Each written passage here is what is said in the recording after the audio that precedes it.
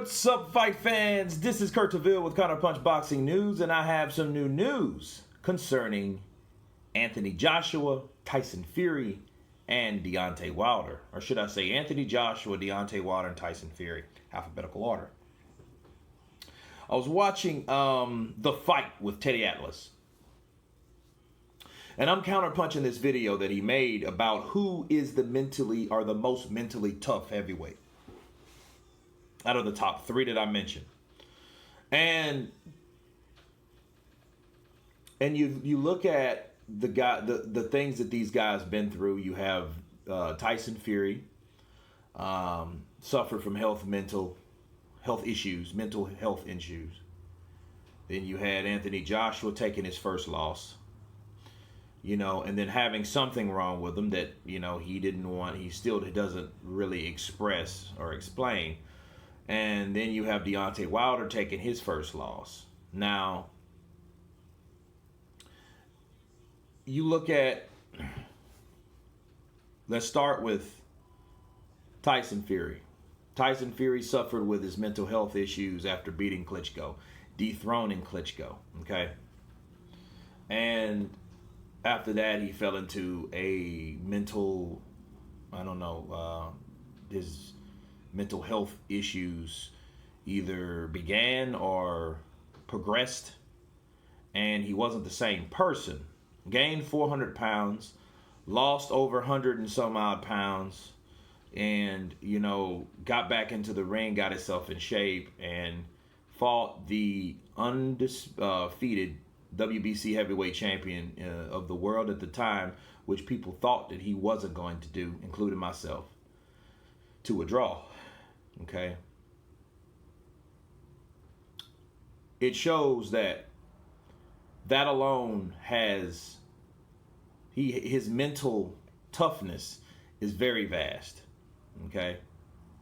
Now, my only thing with Tyson Fury is we've seen him win, and we've seen how, because he won, his gold bag was gone. Okay, there was nothing for him to really top after that. Okay. My question is, I would have him not without a doubt the number one. The only thing that gives him a strike would be the unknown. Okay? And what I mean by that is, we've seen what he's done outside the ring with his own problems. But what happens inside the ring? Okay? Unlike Anthony and Deontay, Tyson Fury's never lost. I'm interested to see how mentally tough he is when he takes a loss. A lot of people this day and age, compare him, like Bob Arum, they compare him to Muhammad Ali, the great, late Muhammad Ali, right? But then Muhammad Ali knows what it's like to take a loss, okay?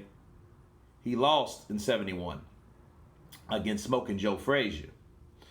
And you've seen how mentally tough he was, because he knows what to do. He knows, hey, I can come back. I can regroup. My question is, what will happen to Tyson Fury if that happens? Will he go back into that mental slump? Will he, we don't know. It hasn't happened, right? And we won't know until it happens. But the other two, when you got Anthony Joshua and Deontay Wilder, Joshua got beat by Andy Ruiz, got upset by the replacement, right, from Miller. And he went through his own trials and tribulations. Now, he did it in his own way. And let me explain. He did say things like there was self-doubt, because he told people, the media, like, hey, I don't know, I question if I'm good enough.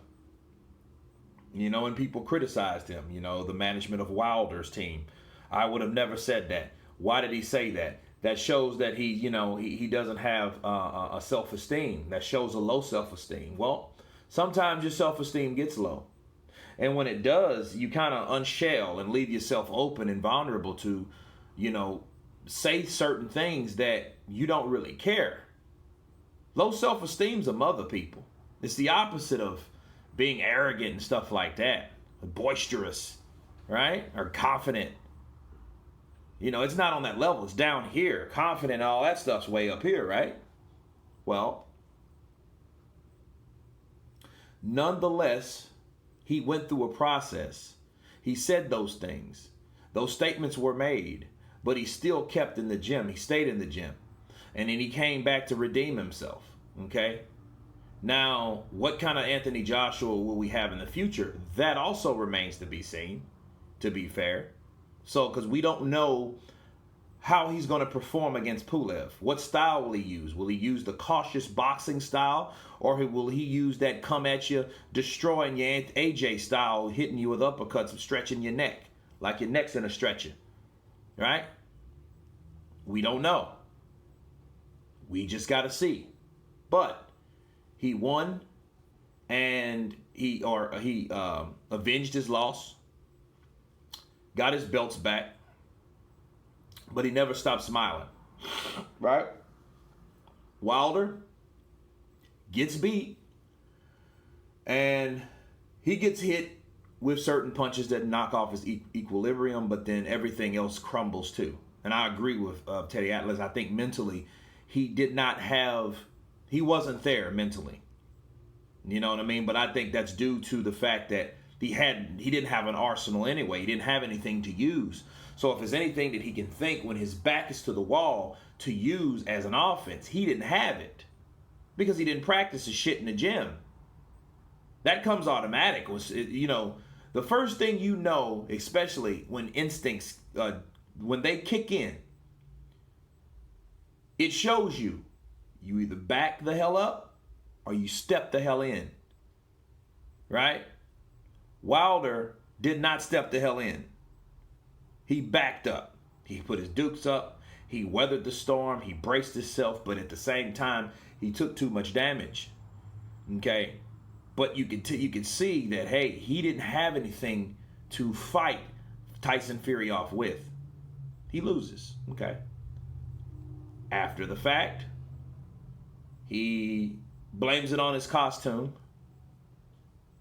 So he had at least two strikes for that. His stripes were made at that time because people were like, whoa, wait a minute, what did you just say? You missed the part that you got beat up and you did nothing to Tyson Fury like Tyson Fury did to you. You left all that out.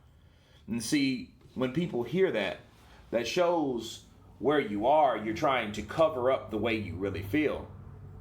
He does the speech, then he goes MIA for a long time. He said he was in surgery and recovering and all that good stuff. But then he doesn't see Tyson Fury as a champion. So then we see some resentment, because those are remarks of resentment. Okay. So he doesn't want to admit that he lost. Well, that's probably worse. That's probably worse from the other two, because Anthony Joshua was the first person that says, well, hey, Andy Ruiz is the new champ now. Tyson Fury never lost. So since he never lost, it's still untapped because we don't know. But with the other two, in comparison to those two guys, Anthony Joshua outranks Deontay Wilder because he didn't have the excuses. He didn't feel like he had to make excuses to protect his own feelings, because that's all that was. He was hurt about that. I don't feel that he's a champion. That means you're bitter. That means you're hurting. You're resenting the fact that you lost, but you don't want to admit you lost. You lost. Therefore, you're number 3. Anthony Joshua's number 2, but he did doubt himself also, right? Tyson Fury's number 1 because the way Tyson Fury went down in that first fight, and he got up. And here's the thing. You could argue, you could say, hey, well, Anthony Joshua got up 4 times. Tyson Fury only got up twice. Okay, fair play. However, the way Tyson Fury rallied back in rounds 9 and 12 supersedes Anthony Joshua's. Let me tell you why. He fought back and won the rest of the round and gave Deontay Wilder something to think about. He didn't want to come in with those windmills no more because he was getting clipped. Okay? He was getting caught with those inside punches from Tyson Fury. So yes, he went down, but what did he do when he got back up? What was the result? It looked like you woke him up. So that had to be mental strength. Like, yeah, I've been down, but motherfucker, I'm going to fight you tooth and nail. That's the difference. Okay, so he showed like, yeah, you put me down, but you couldn't keep me down. And when I got back up, I gave you something to worry about. So for that reason, that's number one. So he's mentally tough on that, in that regard. Number one. Number two, Anthony Joshua, because he did everything he has to do. You know, made no excuses. Came back and got the belts back from the upset. And here he is. Number three is Wilder because, for one, again, kind of like Fury, he hasn't had the opportunity to fight Fury for the third time, so we won't know.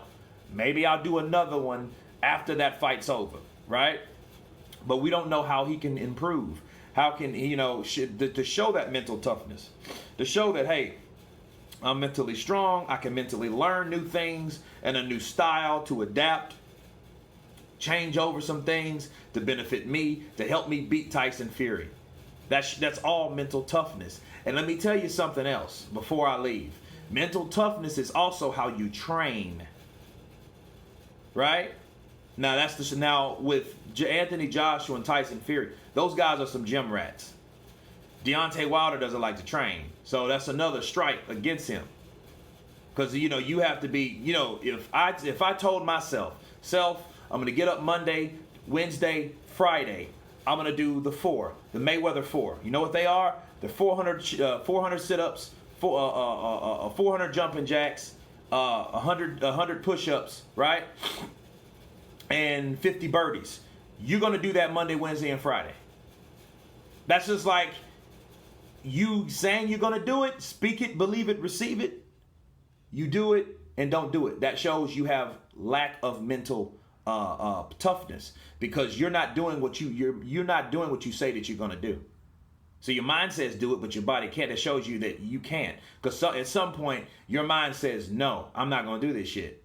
You're going to wake up in the morning and be like, yeah, no, I'm still sore from Monday and it's Wednesday, so I ain't going to do it today. I might do it tomorrow. Right? All showing mental toughness. So Wilder is not a gym rat, so that also shows lack of mental toughness right there when you're skipping sessions. Okay, if you're mentally tough, you want to do everything because you know at the end of the day it's going to benefit you in that ring. And you're going to be more mentally prepared knowing that you put in the work and not skip steps or allow people to give you a free ride and avoid certain exercises, you know what I mean, and lessons and sessions. So, Tyson Fury number 1, Anthony Joshua number 2, and Deontay Wilder number 3. But anyway, that's my counterpunch on this whole mental toughness of heavyweights. You guys tell me what you think. Of course, please subscribe. And you guys been counterpunching. Peace.